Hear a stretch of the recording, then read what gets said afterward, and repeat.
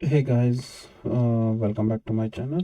So in this video we will discussing about some add-on features. Like in the previous video we discuss about the introduction in part 1. In part 2 how we can upload the data, and then how we can play the data, do some pre-processing exploratory data analysis work to dropping the unnamed 32 and the unnamed IDs. Then we split the data into the three different features, and then we map the data into the benign and malignant, which is m is equal to 1 and b is equal to 2.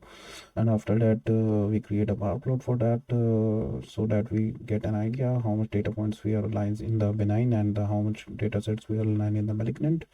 After that we do some descriptions, like how the our columns having a kind of a descriptions which is mean, standard error, and minimums, by which we can also identify the outliers. Then we create a correlation graph. After that once we get the correlation graph, so we have here for the feature specific. Okay, so now then we predict the features on the basis of mean and some important columns which we required for the uh, for this whatever for this which is required for this particular model and our prediction model.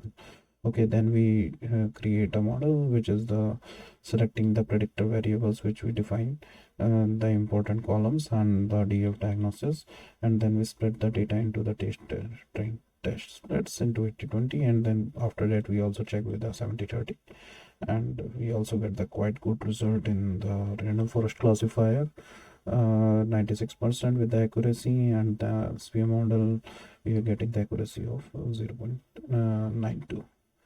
Okay, so now in this video what we have to do, we are checking with some other features, initially we having a texture mean, we are working with the mean.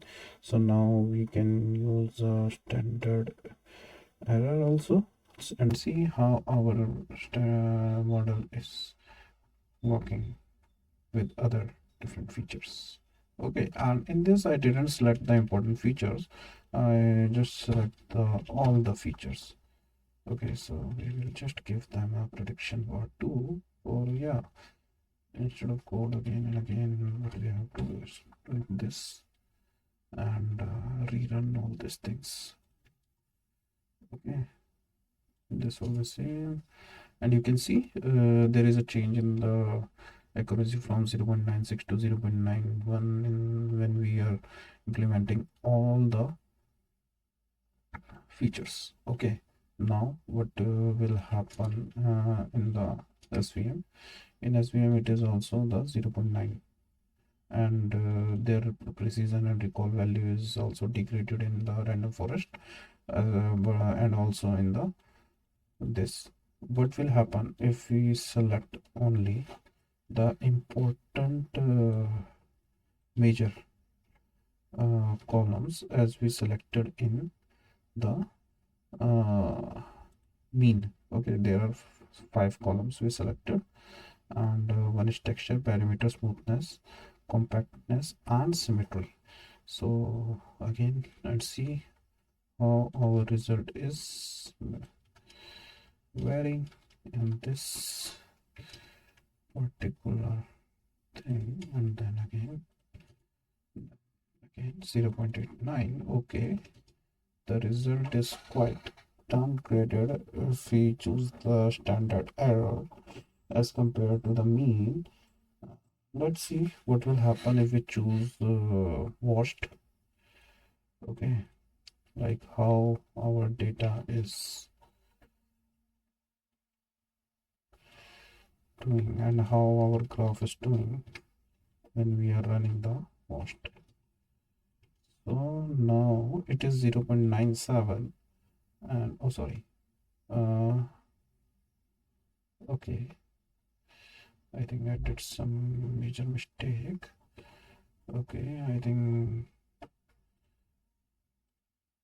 my window is not working fine. Yeah, now it's working. So it gives us the accuracy of 0.93 and 0.90. Cool. So yeah, this is it for the breast cancer by using the random forest and the support vector machine. And I hope you guys learn something with this playlist and with this course. And hopefully in the next playlist we will cover some CNN detection with the disease of pneumonia, and use some X-ray images of lungs by which we can identify how we can apply artificial intelligence in bioinformatics. And also I have to plan something like how we can extract the data from the research paper and some other databases and creating the APIs.